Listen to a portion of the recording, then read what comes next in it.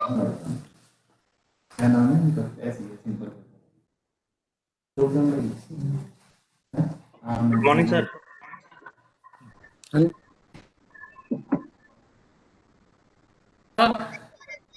नमस्कार sir. Good morning sir. नमस्ते madam. Sorry, good afternoon. नमस्कार दिव्या मैम। राजपूत सर शुरू कर दें। So very good afternoon to all. I welcome our chairman Dr. Divya Kiran of today's session, and eminent speaker of today's session Dr. Ashok, on behalf of Department of Pharmaceutical Sciences, Gurukul Kangdi Vishwavidyalaya Haridwar, and organizing team of Aushadhiya Pada. I welcome you, sir. I welcome you, ma'am, in today's session. So, in continuity of this program, I would like to invite Dr. Sandeep Brahmachari, Department of Yogic Science, Gurukul Kangadi Vishwavidyalaya Haridwar, for Mangalacharan. Dr. Sandeep, over to you, please.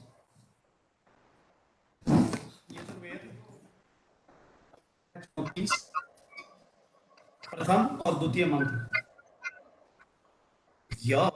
जाग्रतो पूर्वमुदैति दैवं तदोषोक्तस्य तथैवैति दूराङ्गमां ज्योतिषां ज्योतिरे तन्मे मानः सेवा संकल्पमस्तु येन कर्माण्यर्थो मनीषो यज्ञे कृण्वन्ति विदथे सुधीराः यदपूर्वं याक्षमन्तः प्रजानां तन्मे मनः शिव संकल्पमस्तु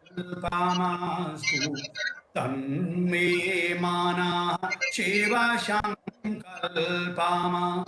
जागृत अवस्था में यथा मन दूर दूर जो दौड़ता सोते हुए भी मन तथा कोसों दिशाएं रोड़ता ये दूर दूर भटकने वाला मन मेरा अनुरक्त हो भगवान ऐसा मन मेरा शिव संकल्प से युक्त हो शिव संकल्प से युक्त हो जिसके सहारे बोधि विद्वान जन विभिन्न करते कर्म जिसके सहारे बोधि विद्वान जन विविध करते कर्म उत्तम पुरुष के सतकर्म रण में वीरता है धर्म कण कण जगत ब्रह्मांड में जिसकी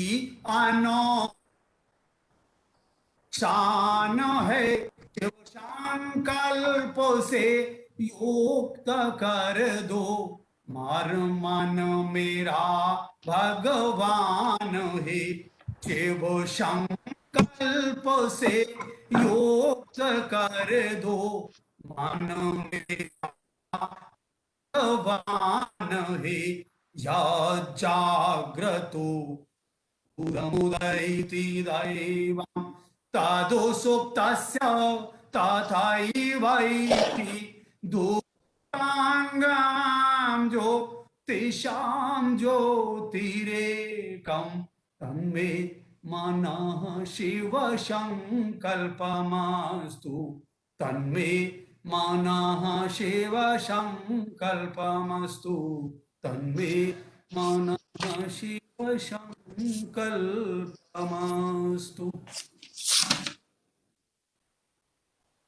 धन्यवाद संदीप जी आशीर्वचनों के लिए। हम आपका तहे दिल से धन्यवाद देते हैं और आगे भी यही है कि आगे कार्यक्रम हमारे होंगे।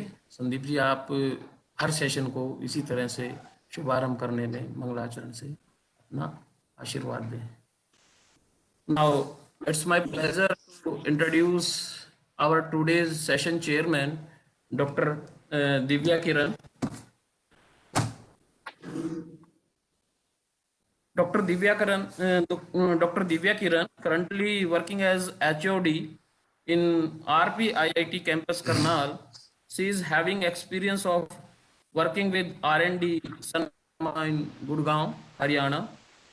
She is having many publications in national and international journals of repute. Attended many national and international conferences. She has awarded as a best faculty of pharmacy in international conference held in Noor Mahal Hotel, Karnal. She also awarded poster presentation award in international conference. She has been also awarded as best performer award from Honorable Justice Punjab and Haryana. So I welcome you, ma'am, in today's session and invite you for opening remarks. Divya, ma'am, over to you. Thank you so much, sir. And a very good afternoon to everyone. And I'm delighted to be a chairperson of this mega event, Ashidya Padak Mahakumbh. Am I audible, sir? Yes, ma'am, yes. Continue. Okay. Thank you so much, sir. And I'm really happy and delighted that Gurukul Vishwavidyalaya Kangri is Haridwar has organized this mega event. And I hope and give blessings for the grand success of this event. And I heartily thankful to the Professor S.K. Rajput, who is the head department, and coordinator Ashwini sir, for giving me such a opportunity to be a chairperson. Before starting this, I would like to say something. हारना तब आवश्यक हो जाता है जब लड़ाई अपनों से हो। हारना तब आवश्यक हो जाता है जब लड़ाई अपनों से हो, और जीतना तब आवश्यक हो जाता है जब लड़ाई अपने आप से हो। मंजिलें मिलें ये तो मुकद्दर की बात है, हम कोशिश ना करें ये गलत बात है। मंजिलें मिलें ये तो मुकद्दर की बात है, और हम कोशिश ना करें ये गलत बात है। So I'm really happy and I'm really delighted that this mega event is being organized in Gurukul Kangri, and I hope it will be a remarkable event for all of us. So today I'm going to discuss the nutraceuticals, and which is very important part of today's life.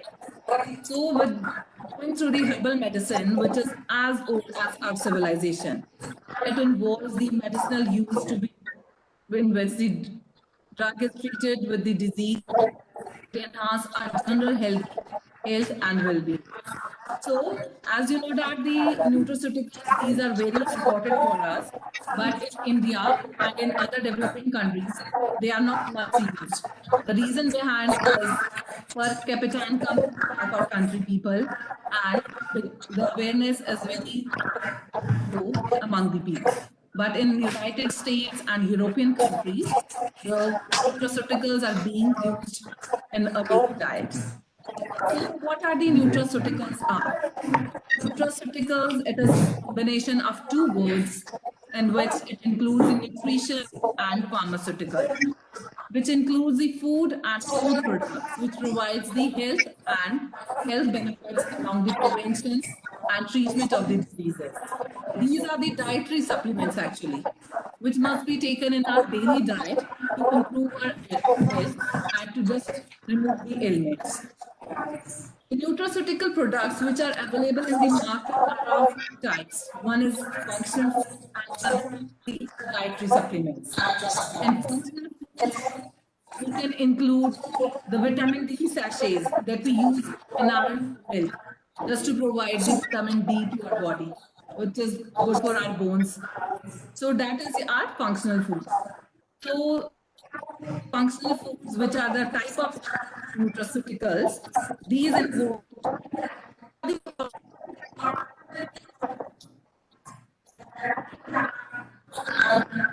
it also includes the herbal tea, sports drink, and coffee that we take in our diet.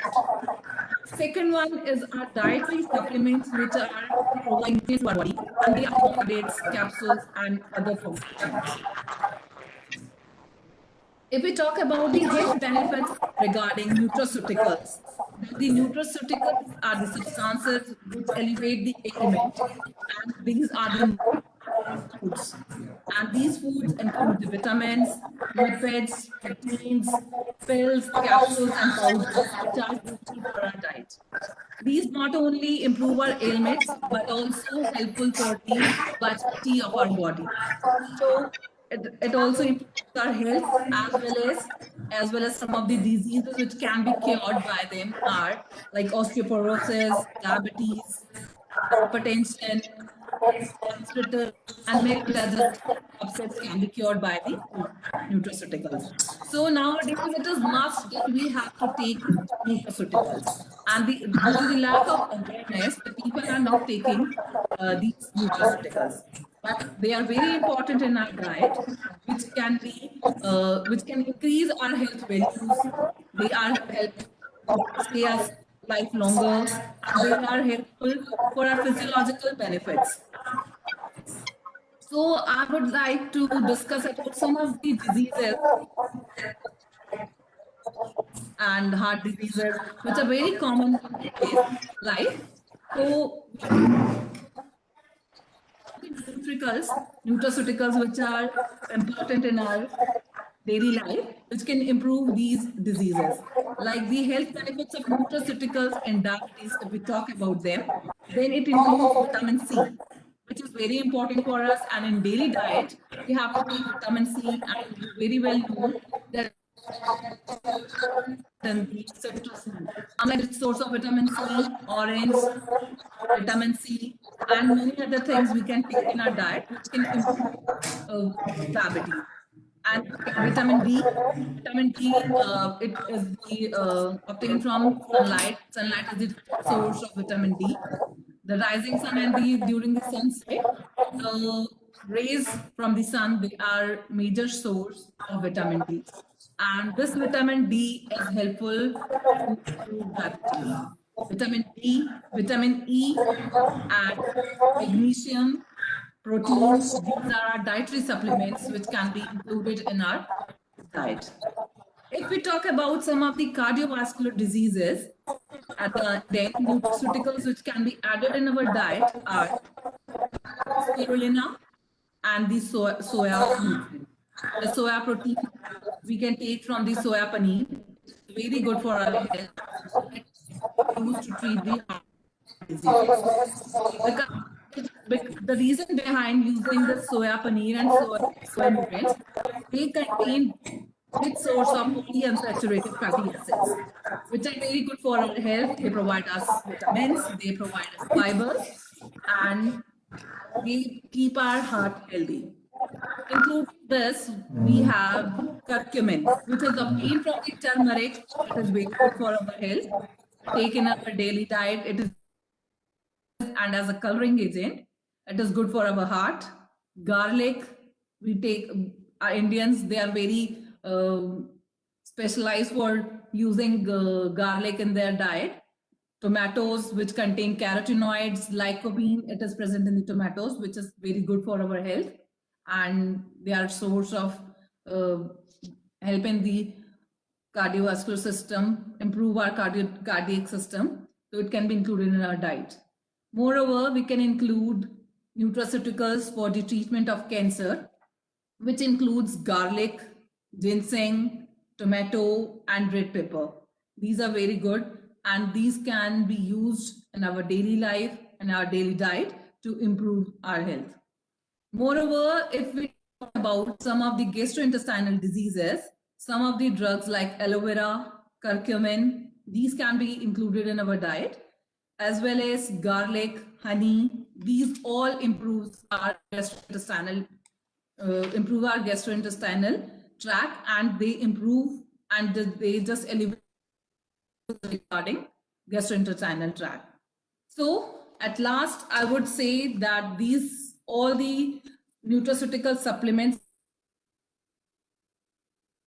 we can be healthy and can be vital, and our day-to-day life, which is just declining because of the use of some food which is sprayed by the pesticides, these nutraceuticals in our diet. And if we are taking some of the herbal medicines which are very good for health, as you know that the herbal medicines must be taken in spite of these allopathic, but like our body is made up of 5 materials, same as the plants, they are also made of 5 materials. They are non-polluting substances and they have very less side effects in that. So we can go for medicinal plants and herbs as a medicine, which is the best source because they can treat.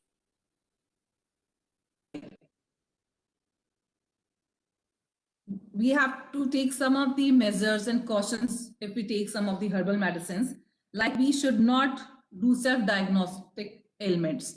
We have to take proper prescription and proper diagnosis from the doctor, and then we have to go for herbal medicines because some of the negative effects may be caused by these medicines like rashes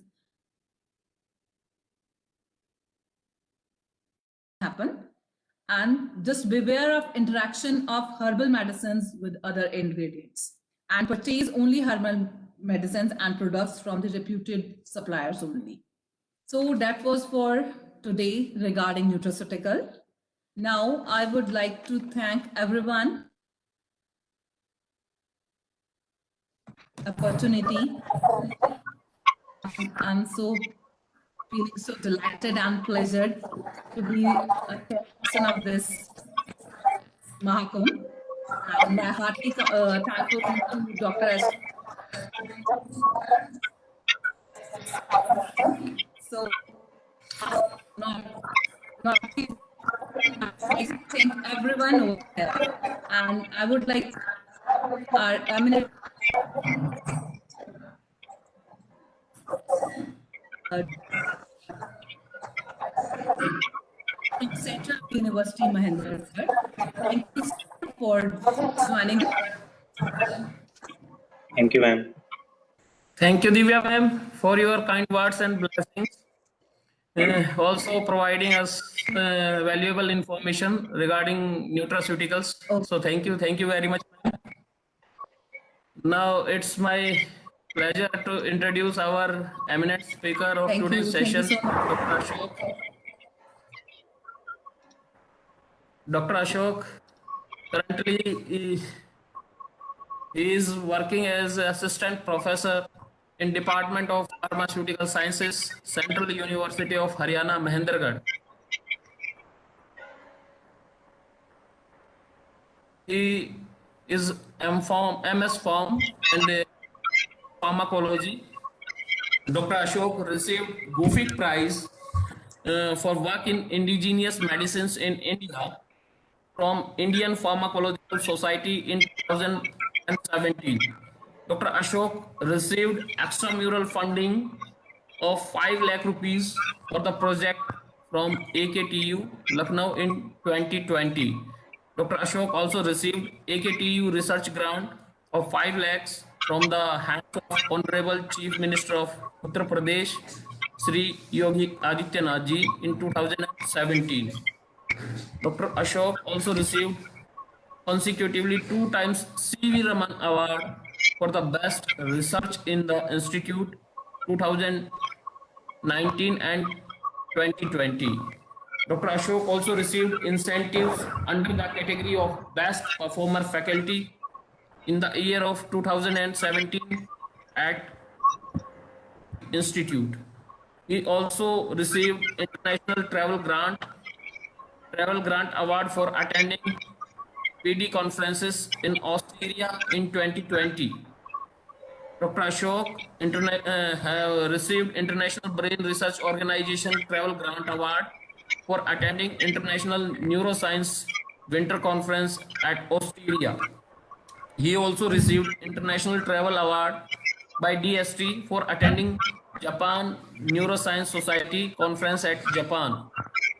He also received International Travel Award in 2015 from ICMR for attending European College of Neuropsychopharmacology Conference at the Netherlands.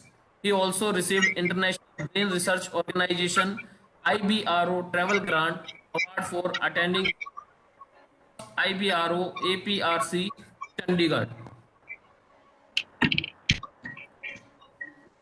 His area of research is behavioral neuropharmacology,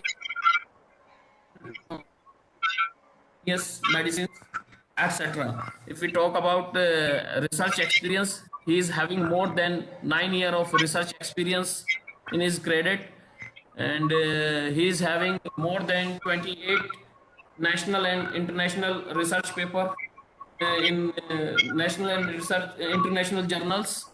He is having citation more than 800 and H index more than 15. Dr. Ashok is also a regular reviewer of journals, Journal of Affective Disorders, Experimental Neurology, Psychopharmacology, Biomedicines, and Pharmacotherapy. So, we are fortunate enough to have such an eminent and dynamic personality with us as an eminent speaker of today's session. So, I would like to invite Dr. Ashok for his deliberation.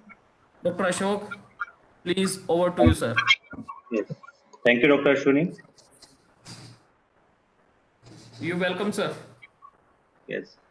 My slide is visible? Yes, sir. Yes, sir. Continue. Okay.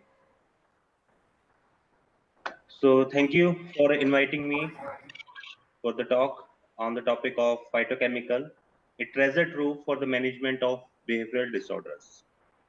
So when you search on the PubMed, then you can find numerous thousands of articles that indicated that the phytochemicals like curcumin or resveratrol or mengiferin can be beneficial in the behavioral disorders like anxiety, depression, and in the cognitive deficits like memory dysfunction.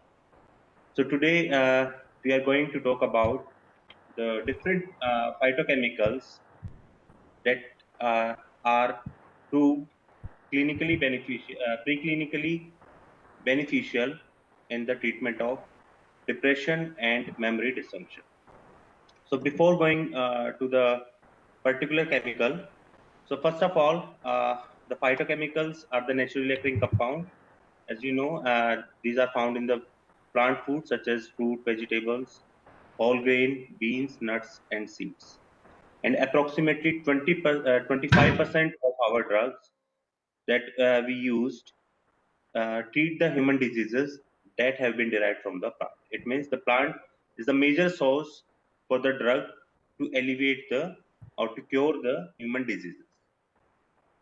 So what are these phytochemicals? These phytochemicals are either primary metabolites of the plant or the secondary metabolites of the plant.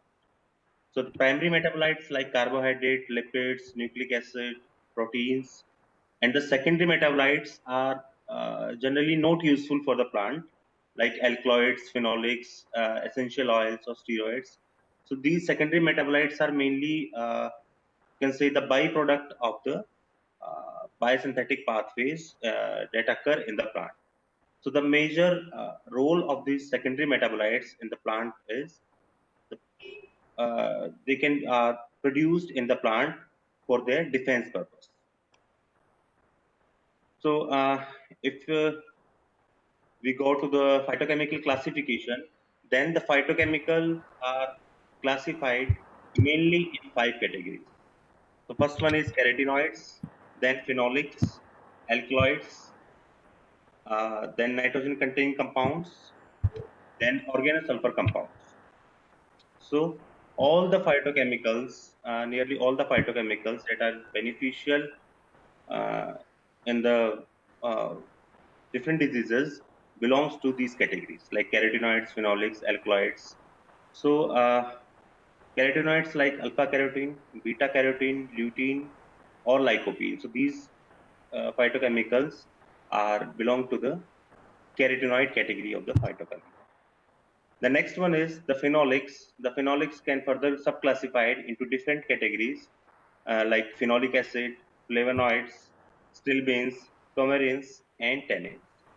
And these phenolic acids further subclassified into hydroxybenzoic acid, in which vanillic acid, gallic acid are present, and the hydroxycinnamic acid, in which the paracumaric acid, caffeic acid, ferulic acid are belong to this hydroxycinnamic category. And this ferulic acid and this caffeic acid produce a tremendous effect in the memory.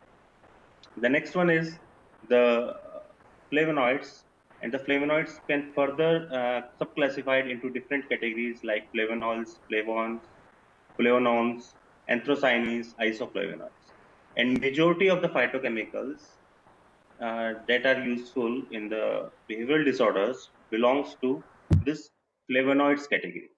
Okay, then these then alkaloids are present, and nitrogen containing compounds and organous sulfur compounds like this allylic sulfur compounds, isothiocyanates, and indoles.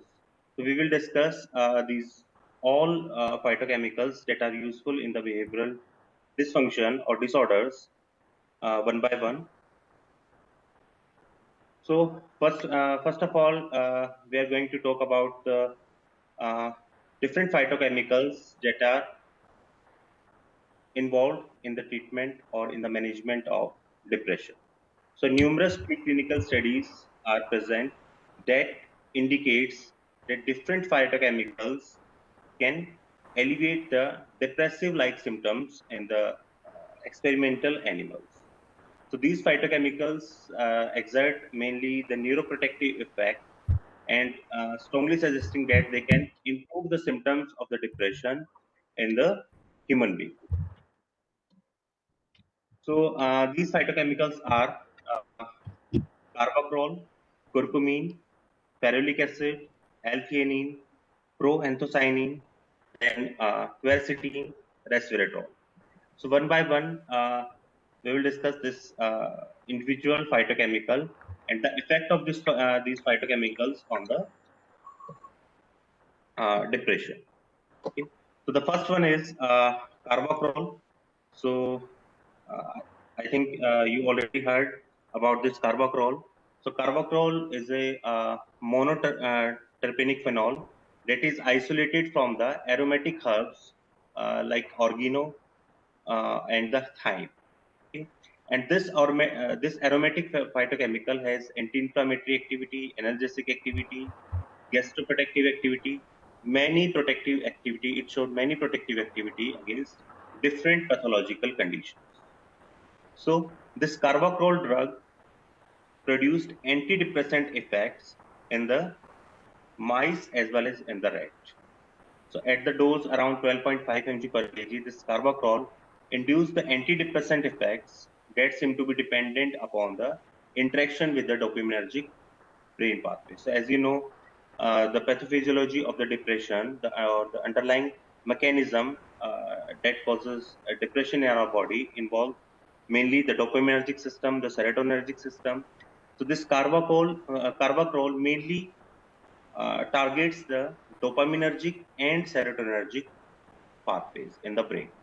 So a study found that this carbapenem induced the antidepressant effect, and that seemed to be dependent on interaction with the dopaminergic brain pathway.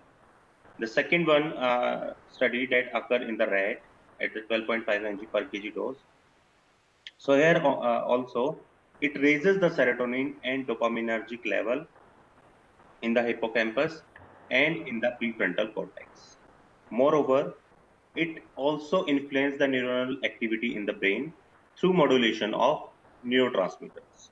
So, the carbapenem have a promising effect in the treatment of the depression. The next one is the popular or the most popular phytochemical around the world, that is curcumin, that is isolated from the uh, turmeric, that is Curcuma longa. And this curcumin has potent uh, antioxidant and anti-inflammatory property. And moreover, it exerts the neuroprotective effect in the experimental animals. So this curcumin produce a wide variety of CNS effects, and among the few are are reported in the slide. Like it reduces the immobility time in the forced swimming test. So as you know, the forced swimming test, the bilateral olfactory bulbectomy are the models uh, for the depression.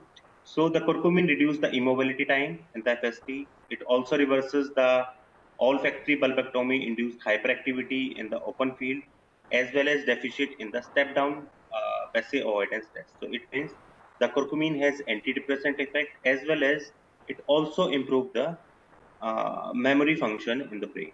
Moreover, this curcumin also enhances the serotonin level in the brain. Like all the clinical drugs, nearly all the clinical drug targets the our neurotransmitters like serotonin, dopamine, and norepinephrine.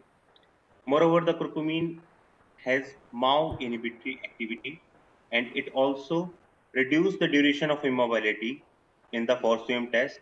And this reduction of immobility in the forced swimming test is associated with the receptors like 5-HT1AB and 5-HT2C.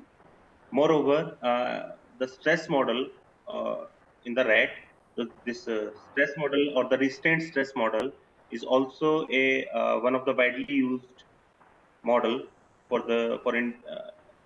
inducing the depression in the experimental animal. So the curcumin also attenuate the stress-induced hippocampus 5-HT1A mRNA. So it means the curcumin has a potent activity against the depression. The next one is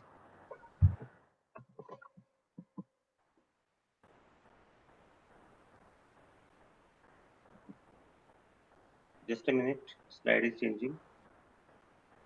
Next one is ferulic acid. So ferulic acid is also a excellent compound, and that also produce uh, antidepressant activity by their powerful antioxidant action. So the studies found that when we administer the ferulic acid through oral route of administration, then it can mitigate the stress-induced abnormal behavior in the mouse model of depression. Moreover, the ferulic acid can also enhance the phosphorylation of the CRAB. The CRAB stands for cyclic AMP responsive element binding protein. So this CRAB is also important in the memory function and in the cognitive function. So this ferulic acid enhance the CRAB level as well as enhance the BDNF level. As you know, this CRAB as well as BDNF is very, very important for the neuronal function. The next one is theanine or L-theanine.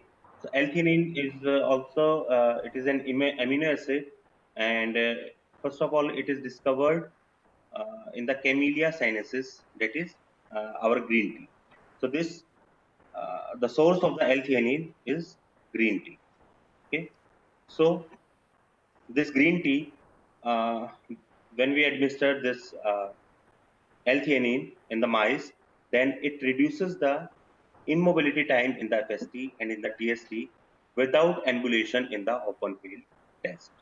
So, moreover, it also antagonizes the reserpine-induced ptosis and hypothermia. The next one is proanthocyanidine. So this proanthocyanidine is also orally active, and it also reduces the immobility time in both the test, tail suspension test, that is TST, and the forced swimming test, that is FST. Moreover, it also acts on the neurotransmitters that are involved in the depression. like 5-HT. So this proanthocyanidine enhances the serotonergic serotonin level in the hypothalamus and in the frontal cortex region of the brain. Next one is quercetin. So quercetin also orally active and prevents the hyperactivation of HPA axis. So this HPA axis is hypothalamus pituitary axis, and this HPA axis is involved, or dysregulation of this HPA axis is involved in the pathophysiology of the depression. So in the depressive patient, this HPA axis gets hyperactivated and the corticosteroid level gets increased, which also increase the stress in the patient. So the quercetin, when the scientist orally administered this quercetin, then it significantly prevented the hyperactivation of the HPA axis. The next one is resveratrol. So this resveratrol is found in our foods, like present in the wine, in the grapes. Okay, and this resveratrol is also Excuse me, effective. sir. Yes. Excuse me, Dr. Ashok. I think slide is not changing on our screen, na, sir? Okay. आपको कौन सी slide दिख रही है? Slide number? ये phytochemicals वाली slide show हो रही है सर स्क्रीन पे ना, Classification. Classification of chemicals. Yes. Okay, okay. Just a minute.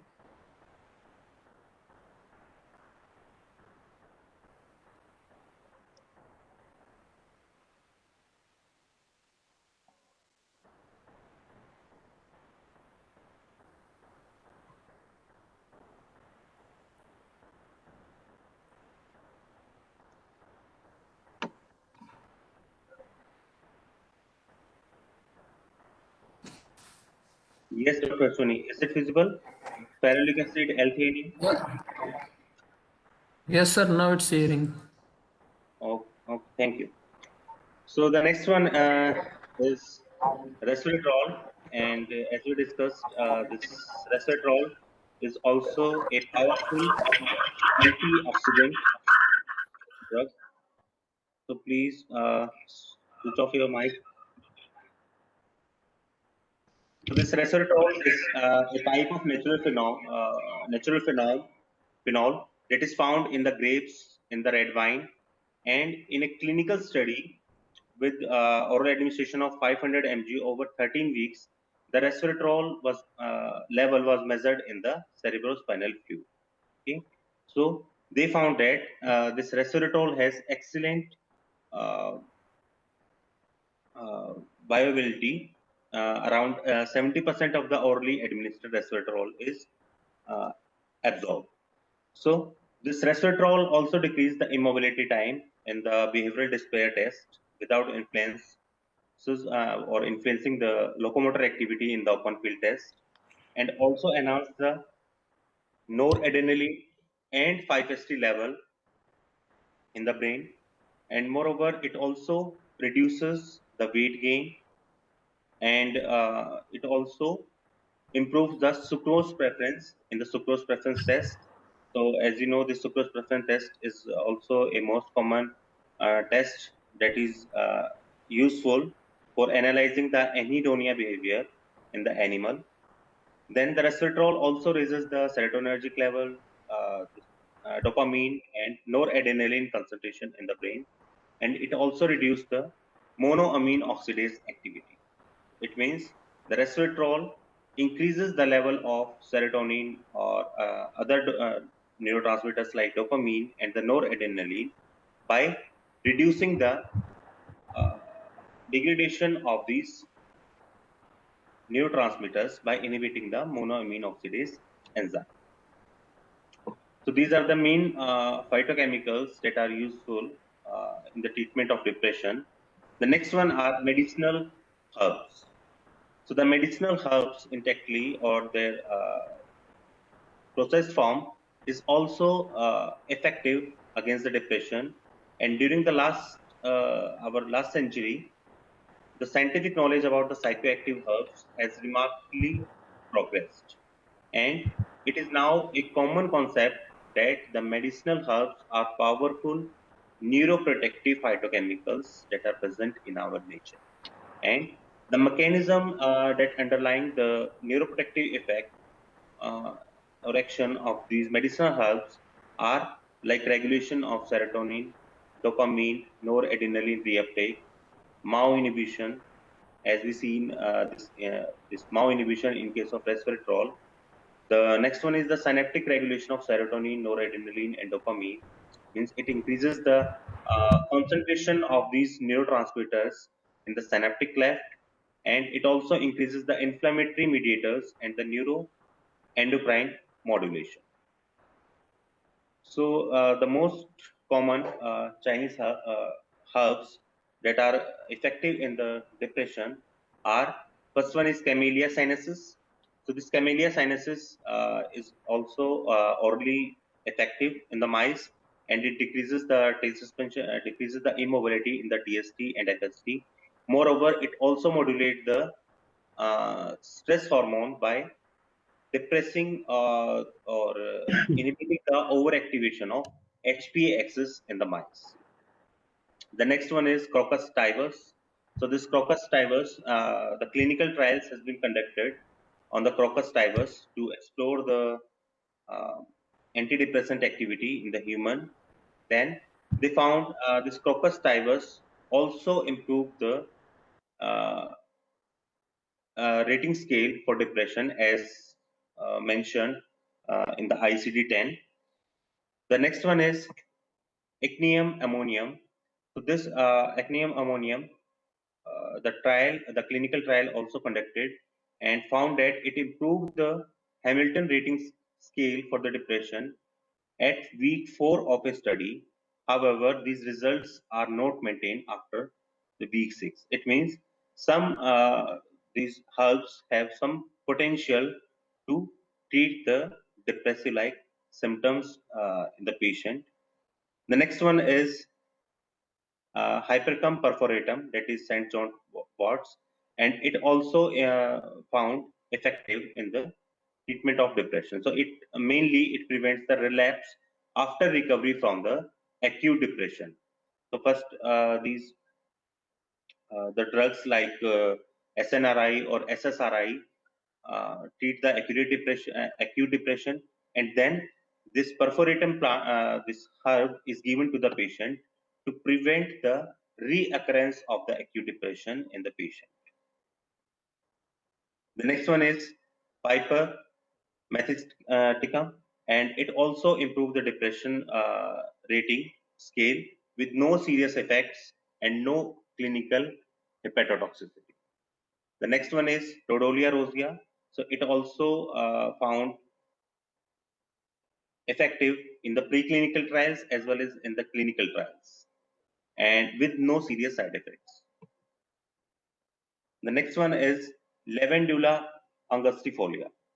So this Lavandula angustifolia can be administered, or we can expose the animal with this lavender angustifolia, lavender chemical, by aromatherapy or by applying the cream or by this aromatherapy. So various preclinical and clinical studies have been conducted to explore this depressive-like symptoms or depressive-like behavior, or the effect of this lavender against the depressive-like behavior, and found it this lavender reduced the stress, anxiety, and depression in the pregnant women, and moreover, it also improved the depression scale as per the Edinburgh Depression Scale.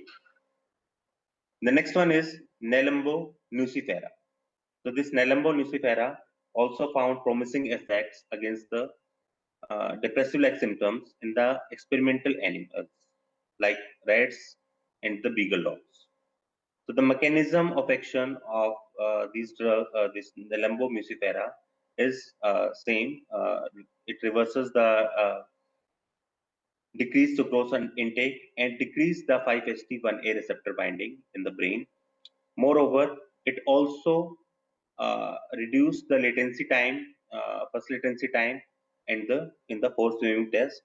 And moreover, it show no toxicity in the experimental animal after administration of the drug, this Nelumbo nucifera, for 28 days in the dogs and 13 weeks of administration in the rats. So it means these herbs uh, have no serious side effects, and they are safer in use, and they can also uh, have the potential to treat or to manage our depressive like symptoms. So the conclusion is the preclinical and the clinical studies have revealed the therapeutic potential of the phytochemicals and the medicinal herbs against the depression, and it is worth recommending the application of these phytochemicals or these herbs as an alternative or as an complementary medications for the depressive patients who do not benefit or they may face the side effects from the conventional drugs like MAO inhibitors or SSRIs or SNRIs. In addition, these phytomedicines could be useful therapeutic agent for the people who live in the places where the conventional drugs cannot be supplied to, or who cannot afford the conventional antidepressants, as phytomedicines are considerably safe as well as they are cost effective. So it means the poor people can also afford this phytomedicine as compared to the costly allopathic medicines or these conventional medications. So regardless, the caution should be taken when the patient uses the phytomedicines, since not every natural product is safe. Moreover, there is a chance of interaction between these phytochemicals or herbs with our medications, with our conventional medications. So, the positive results or the safety in the animal model does not guarantee that these drugs or these phytochemicals or these herbs may also be effective in the clinical efficacy or in the clinical trials, but somehow some of our phytochemicals or the herbs showed the promising effect against the depression. Moreover, the many medicinal plants have the potential to interact with the prescribed drugs, like in case of Hypericum perforatum. So this herb can modulate the our CYP enzymes that are involved in the phase 1 biotransformation process of our drugs. So that's why this herb has serious uh, drug interactions with the drug with the other prescribed drugs.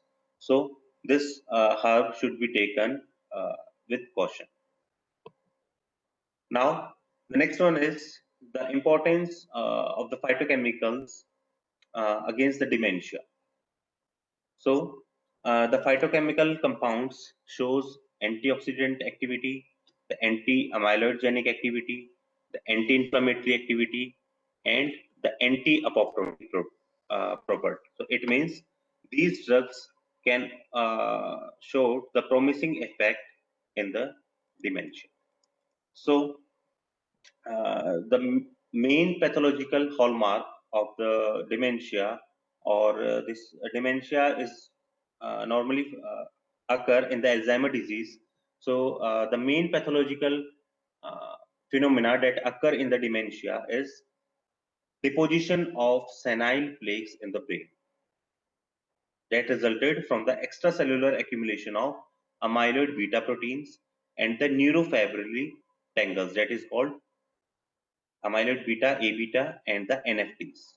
So these amyloid beta proteins and these NFTs are formed by the hyperphosphorylation and the aggregated tau protein. So these aggregations of these plaques inside the neuron can increase the oxidative stress and can also elicit the inflammation and increases the formation of reactive oxygen species, reactive nitrogen species in the neuron, and which can ultimately lead to neuronal cell death. Moreover, these neurofibril tangles that formed in the brain in the dementia patients also interfere with the cholinergic transmission. So as you know, this cholinergic transmission or the acetylcholine is very, very important for the uh, memory function or for the long-term potentiation.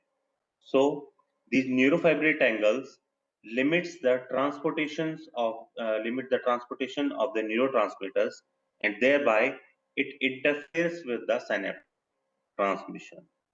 Indirectly, this NFTs inhibits the formation, or they also erase our memory by causing the neuronal degradation or neuronal cell death.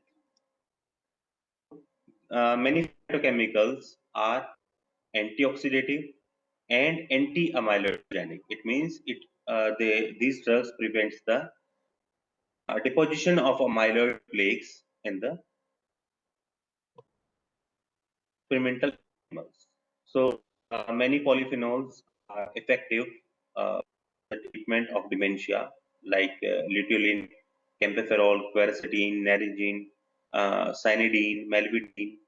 So are normally found in the green tea, in our vegetables, in our fruits, citrus fruits, or in the vegetables like tomatoes, broccoli, or the linseed. So first, curcumin. So curcumin is a known flavonoid that is effective against the dementia or the cognitive dysfunction. So this curcumin, or it is also called as diphenylyl methane, that is extracted from the Curcuma longa, that is a member of ginger family, and it is useful for centuries in traditional Indian and the Chinese medicine as a herbal technology, herbal remedies to cure the inflammation of the skin and the muscles. So the observation in India, observation has been made that the Indian people is 70 to 79 years consuming a diet rich in the curcumin had an incidence of 4.4-fold lower to develop the Alzheimer's disease, the dementia, than the American people of the same age, and that led to suppose that the curcumin could exert a neuroprotective effect. So this 4.4 times lower incidence of Alzheimer's disease is due to the neuroprotective role of the curcumin. So numerous studies has been conducted worldwide and found that this curcumin has a promising uh, effect against the dementia because it has neuroprotective activities like antioxidant, anti-inflammatory, and anti-amyloidogenic. And these three reactive oxygen species, inflammation and the amyloid beta deposition, are mainly responsible for the neuronal cell death that can give rise to dementia. So this curcumin is an excellent candidate for the treatment of dementia. So how curcumin exert the antioxidant effect? So the reason lies in the structure of this curcumin.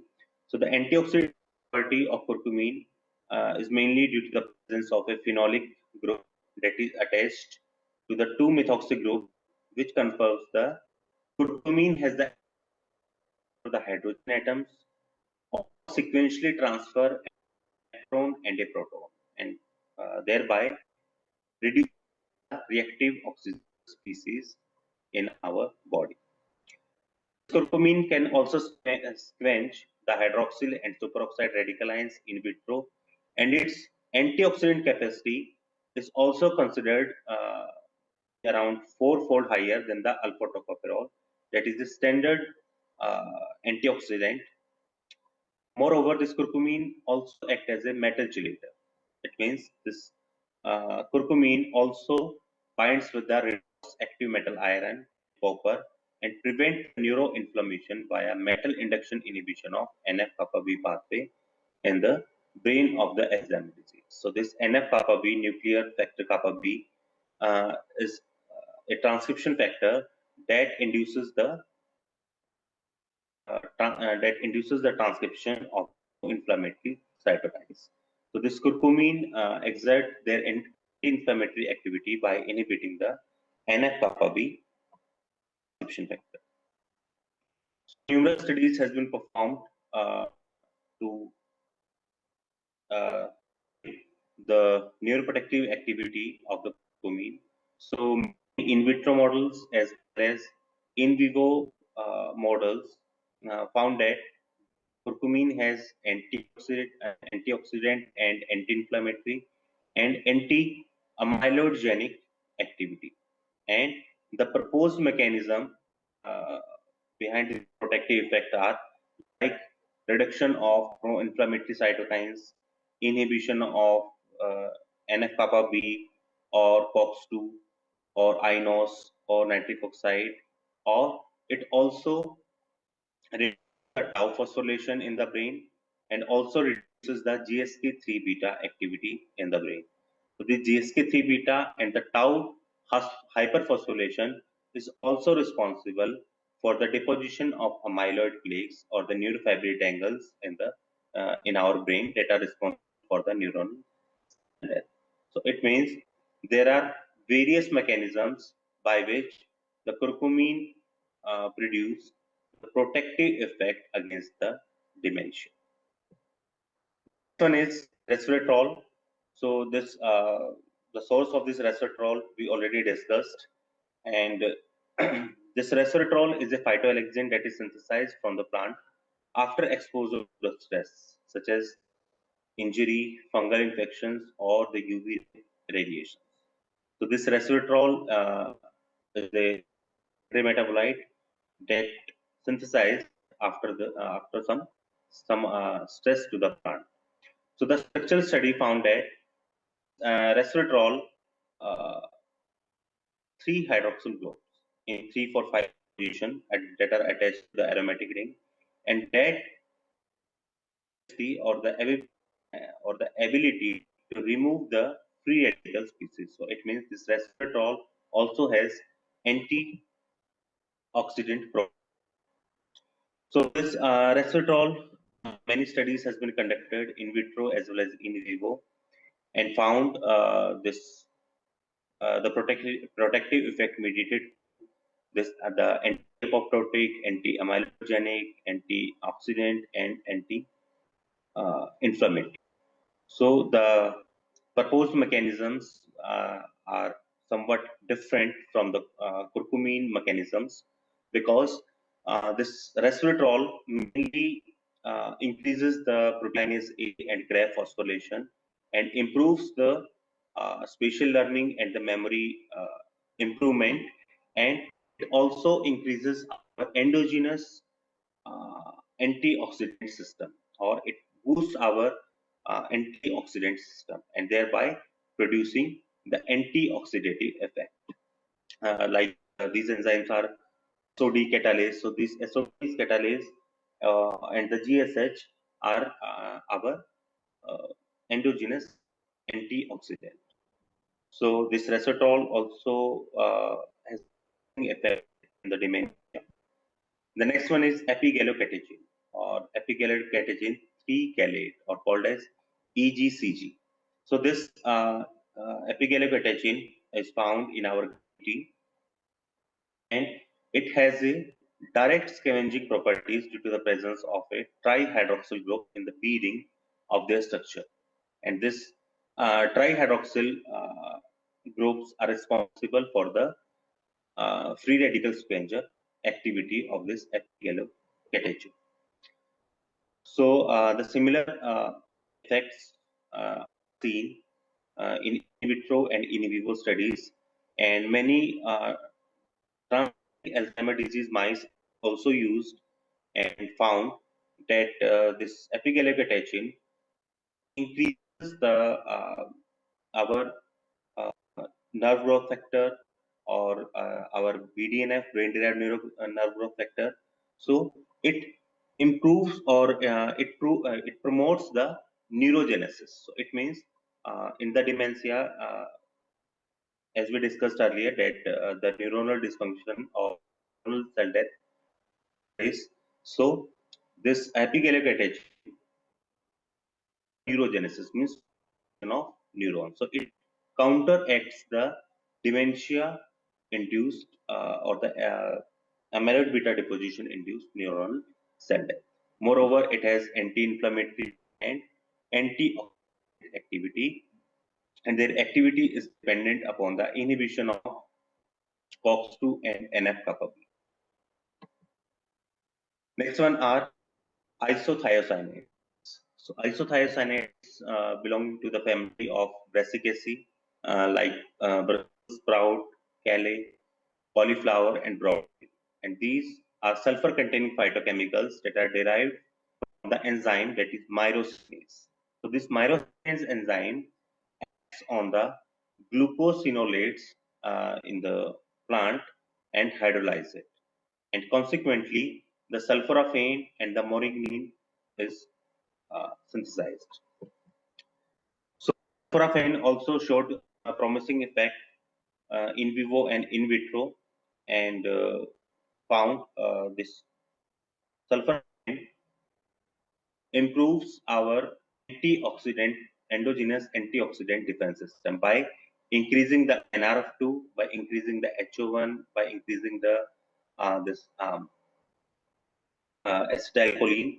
This acetylcholine augmentation or the increase in the cholinomimetic activity after administration of this sulforaphane increases the memory formation, because this acetylcholine is important or plays a significant role in the memory formation. The next one is morgnine. So morgnine also shown protective effect against the dementia through their antioxidant effect. If we infuse the colchicine or the AF64A chemical directly into the rat brain, then this molecule can increase our antioxidant endogenous antioxidant defense system, that is SOD anti-catalase. Moreover, it inhibits the lipid peroxidation, and it also reduces the acetylcholinesterase hyperactivity. And this acetylcholinesterase hyperactivity is mainly responsible for the degradation or for the impairment of cholinergic signaling in the dementia. So it means this morgnine improves the cholinergic signaling by reducing the activity of the acetylcholinesterase enzyme. The next one are alkaloids. So alkaloids are the naturally occurring organic nitrogen containing compounds. So among these alkaloids, two of us like this is rivastigmine and galantamine are FDA approved for the treatment of Alzheimer's disease. It means the alkaloids also has the potential to treat the memory dysfunction. So apart from galantamine and the rivastigmine, drugs like berberine, caffeine, galantamine, huperzine, morphine, nicotine have cognitive dysfunction activity. So first one is morphine. So morphine mainly improves or improve memory function in the experimental animal by their anti-amyloidogenic activity. So this morphine does not have any antioxidant, anti-inflammatory, NF-kappa B activity, or it does not improve our endogenous antioxidant defense system, but it directly inhibits the amyloid deposition in the brain. The next one is caffeine. Caffeine has mainly three protective effects. Like first one is anti-inflammatory, antioxidant, and anti-amyloidogenic. So these effects are mediated by increasing the neurotrophic factors in the brain, by reducing the enzymes that are responsible for the formation of amyloid plaques in the neurons, and moreover, they also increase the endogenous antioxidant defense system in the caffeine in the experimental animal. The next one is nicotine. So nicotine also shows a promising effect in the dementia because nicotine act as an agonist directly on the nicotinic cholinergic receptors, and the nicotinic cholinergic receptors are responsible for the formation of memory. And moreover, this uh, activation of these nicotinic cholinergic receptors also reduces the amyloid beta in the brain. Moreover, it also reduces the beta secretase activity in the brain, and consequently, there is uh, less deposition of beta amyloid in the brain, and consequently, there is reduction in the neuronal cell death. Next one is huperzine. So huperzine has powerful memory boosting property, anti-apoptotic property, and amyloidogenic property, and all these activity mediated by inhibiting the pro-apoptotic proteins like BEX or this P53. Moreover, it also improves our endogenous oxidant system and beneficial in the treatment of dementia that is linked with the deposition in the next one is berberine. So in the berberine, mechanism of action is almost same. The mechanism involved is inhibition of beta secretase. As you know, this beta secretase is mainly responsible for the formation of beta amyloid in the neuron, and this beta amyloid further or eventually deposited in the neuronal cells. So this berberine inhibits the beta secretase activity and thereby possesses anti-amyloid amyloidogenic activity and improve learning and uh, memory function. So coming to the conclusion, the effect or these phytochemicals in the memory. So the phytochemicals could represent an important resource in the development of new medications or a starting point to develop the new synthetic analogs, or alternatively they can be associated to the conventional therapies for the dementia. So we can use these phytochemicals along with the prescribed drugs. However, an exhaustive amount of clinical evidences are missing or controversial because some of the clinical trials suggested that this phytochemical X is show a promising effect against the dementia, but some of the clinical trial indicates that this phytochemical X does not have any neuroprotective activity. So the clinical trials are controversial and some data is missing, and new designed uh, clinical trials are warranted to better understand the therapeutic or preventive potential in the dementia. Yeah.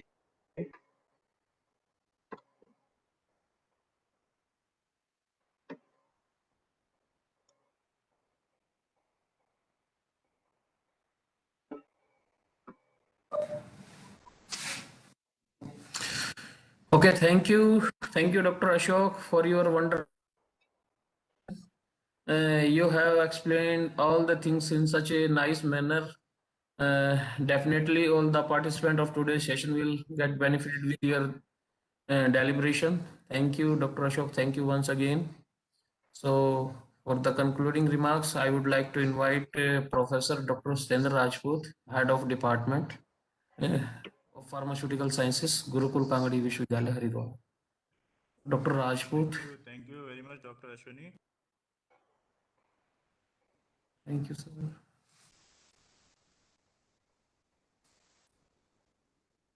आज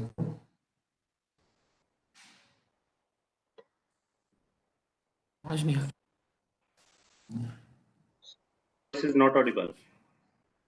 Satinder, Sir, I think Now, please unmute your mic. I think Rajput sir, please unmute your mic. सुन पा रहे हैं doctor Ashok? Yeah, yes, now, yes, yes, sir. Now it's audible, sir. you are audible.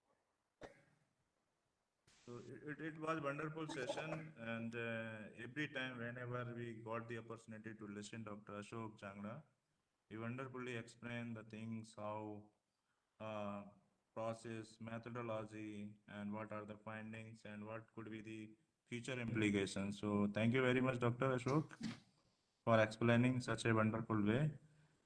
He has Thank you. beautifully explained about the involvement of phyto medicines, or you can say a role of the phytoconstituents in different disorders, like in case of the depression or disorders as well, or even Parkinson or Alzheimer's disease. Because you know that after diabetes, the world is again witnessing the challenging in case of the psychological disorder or mental disorder, or even neurological disorders. Because we are doing a lot of great work. By that way, we are improving our health, and definitely these are the good sign. But same times we are getting our average lifespan is increasing. It is a good sign that lifespan is increasing again due to accumulated numerous factors are there, which causing lot of issues related to the brain tumors. Actually, whenever we depend upon the synthetic molecules, for the moment we can get, but if we are dependent upon the synthetic molecules over the period of time, we may protect our brain, but naturally or definitely our liver, kidney, such kind of organ dysfunction will take place. To prevent such kind of side effects, or we can say the difficulties, contraindications, what we need to understand that we are the huge resource in medicinal plant, or we have the in our literature are so much enriched regarding the utility of the, like he's mentioned about the curcumin or other plants as well in case of depression or other disorders. Naturally, we have to collect, gather evidences in a way that it will not lead to any controversy which is happening nowadays. You can understand. Over claim of anything is not good, and once we not having sufficient amount of data in the manner word understood, it makes life of research medicine producer difficult. What we need to understand that naturally, nature is future. We have to come back to the basics. The knowledge of our Rishi Muni is so strong and so valid, and it's our own duty. And I think Dr. Ashok Jangla and Ashwini Jangla is working on the field. So I believe that such kind of limitations will not be there, and we will to gather the data which is required, which can be understood the word at a loss. I hope Dr. Ashok Jangla with your students will do good research, and definitely will go look forward to your collaborations so that the evidences we can generate in case of preclinical as well as the clinical as well, because we have the good collaboration with the Ayurvedic universities which have used infrastructure, and even we are going to have the MOU with Cancer Rishikesh. So modern and our traditional approach need to come together to develop the concept which minimize the usage of synthetic medicine. We can't remove, and we are not interested to remove all the synthetic medicine, but the disorders like we are mentioning about the depression, anxiety, Alzheimer's, we have to enhance the utility of the natural products. So thank you, Dr. Ashok, for giving highlights of your research as well as the current scenario in the field of phytopharmaceuticals for the brain disorders. Thank you, Dr. Ashok. Dr. Ashwini. Dr. Ashwini. Thank you, sir. Thank you, sir. Thank you, sir, for your Thank you, kind Dr. words Ashwini. and sparing your valuable times. In the last but not least, I welcome and invite Dr. Vikas Jogpal, moderator of today's session, for a vote of thanks. Dr. Vikas Jogpal, over to you, sir. Is it audible? Vikas Jogpal.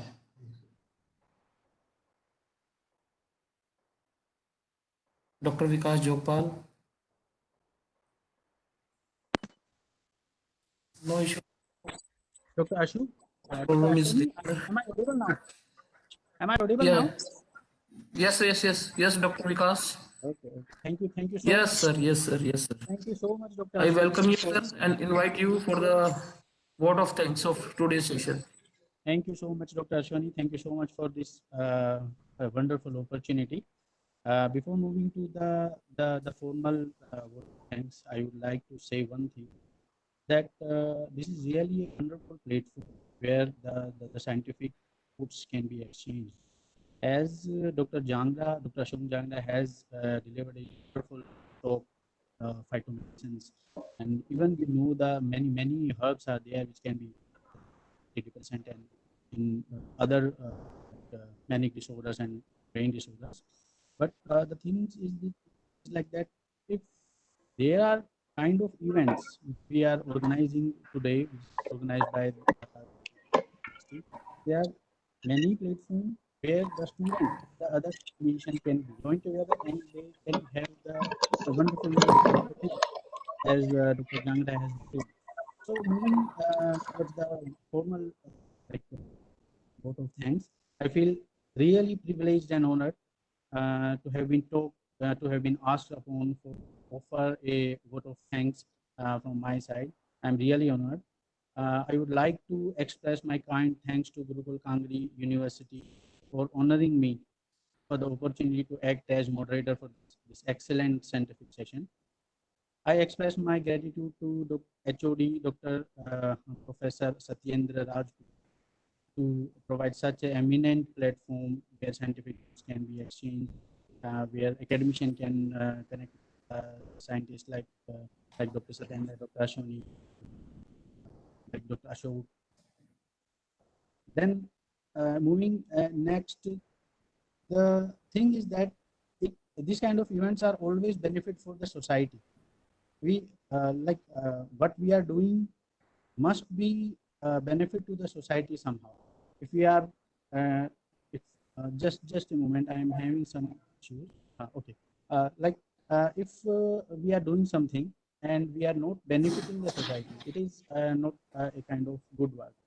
But as the talk of today was there, like many herbs are there which you can find in your kitchen, and you can obviously have the benefit of these herbs, which are not, I think, not very costly, and obviously one can reach, a poor man can also reach there. I would like to thank our guest speaker, Honorable Dr. Ashok Janga. We have been fortunate to have known personality like you as our guest speaker. We are even grateful to you that you have spared your valuable time for us to enlighten the session with your quality knowledge. Your way of making other audience understandable was really commendable, as you have emphasized in many topics like many herbs, curcuma, the green tea, then many herbs were there like crocus Taiwan, that is saffron flower, many herbs are there which can be used, and you have emphasized on that. You have to go for the phytochemical constituents, and they have already been used for the preclinical studies, and more studies can be done on the things. So it is really wonderful talk, sir. It was very knowledgeable, very informative, and I really feel honored to listen from you, sir. Thank you, Dr. Dr. Ashok Jangra, for that. I would like to also like to thank Chairman of the session, Dr. Divya Kiran, HOD, RP Education Trust, Karnal, Haryana, for her contribution and guidance.